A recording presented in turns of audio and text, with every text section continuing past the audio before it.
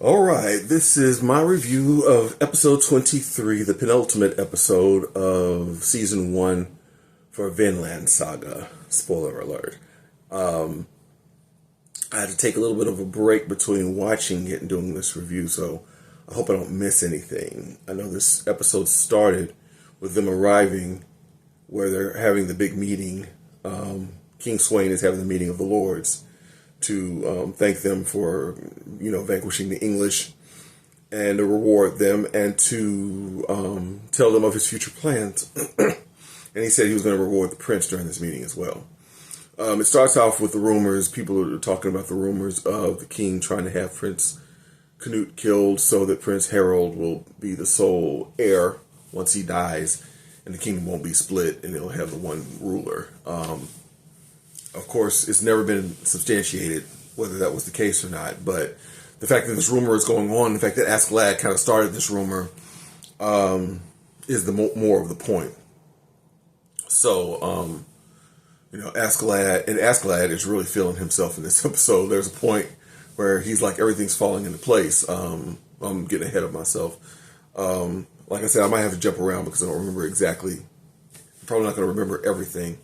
But so the king is getting ready to reward Prince Canute, and he rewards him with his territory. I forget the name of it, but it's like the richest territory in the area or in the country. And people are saying, people are debating. They're like, oh, I guess the rumors weren't true. And then they're like, well, maybe he's doing this because the rumors were true. And so it's still a mess. It's still going on. And Askeladd is just very happy with himself. He's cheesing. He's happy. He's watching this. He's like, I put all this in motion.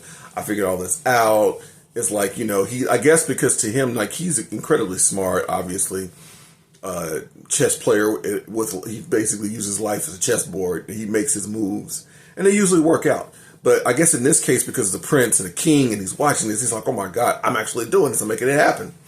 So then the king ends up announcing that he's going to go after Iceland next.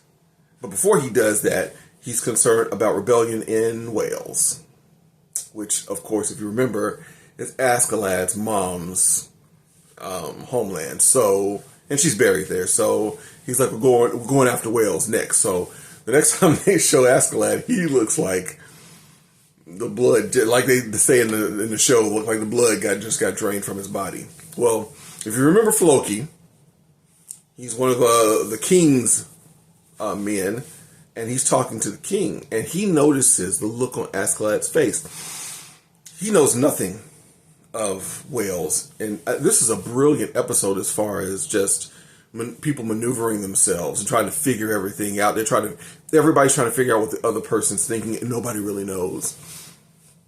So Floki's telling the king, like, look, when I saw it, because Askeladd looked like he'd seen a ghost, and then it was over with. And then he back to just joking. He was messing with Thorkel about eating. Because Thorkel, this whole time, they go in there, and Thorkel's excited because they got this feast for him. So he's like, man, I'm about to get down. He's eating, the entire episode. There's a part where he's asking Askeladd something about Wales. I'll talk about that in a little bit. But he's eating the whole time. Thorkel's just enjoying himself. So anyway, so he goes back to being normal. So by the time Floki brings this to the attention of the king, that he saw Askeladd's face and it looked like something was wrong when he mentioned Wales, the king's looking at him. He's like, he looks like he always looks. And Floki's like, just keep that in mind. Something about Wales. Okay. I don't know what it is, but when you mentioned Wales, he looked like something was wrong.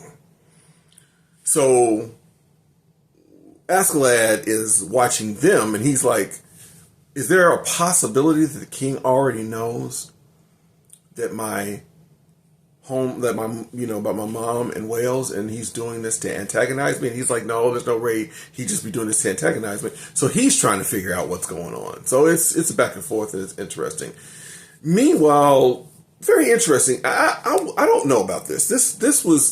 I felt like this was out of character for Askeladd.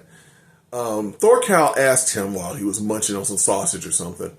He asked him about something about Wales. I can't remember exactly what. When they went to go through Wales, they were marching through Wales. Askeladd's men, and he disappeared for a time. And that's when he was talking to the Welsh. That's when he was actually explaining to him who he was and why you should let him pass, why they should let him pass. But Thorkel was like, "Why did you disappear? What was going on?" And he actually tells Thorkel, "Well, that's my mother's homeland." And he tells him a little bit about his backstory.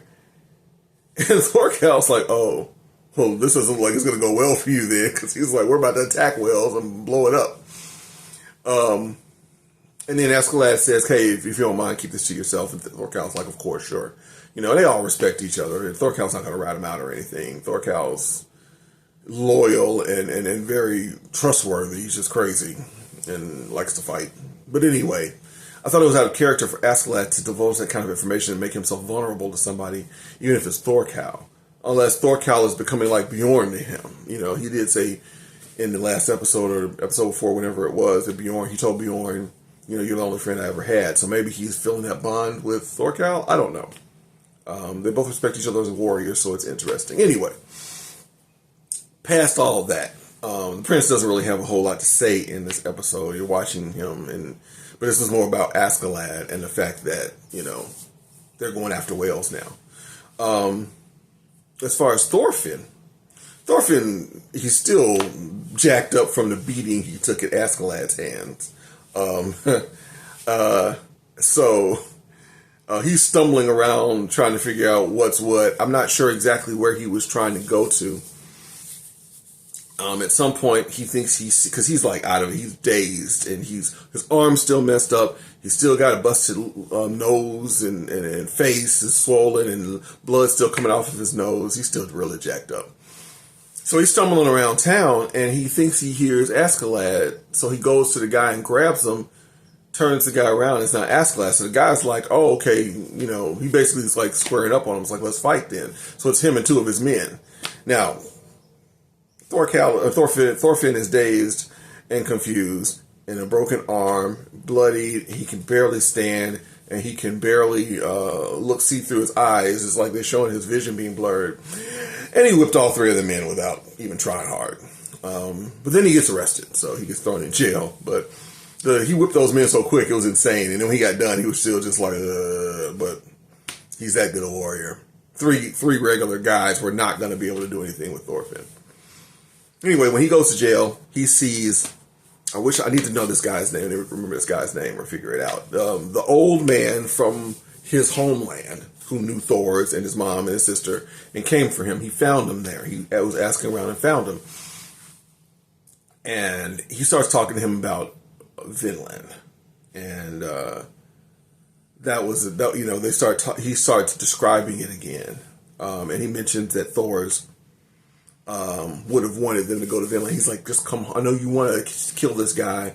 I know nothing else is going to satisfy you, but please come with me and let's go find Vinland. Get the heck out of here. Let's stop fighting and have a good life." And it ends there. He's in prison, so we don't know what's going to happen. All this stuff sets up really nicely for a final episode. So, I'm very excited about, a couple of days from now when I watch this final episode, season 1.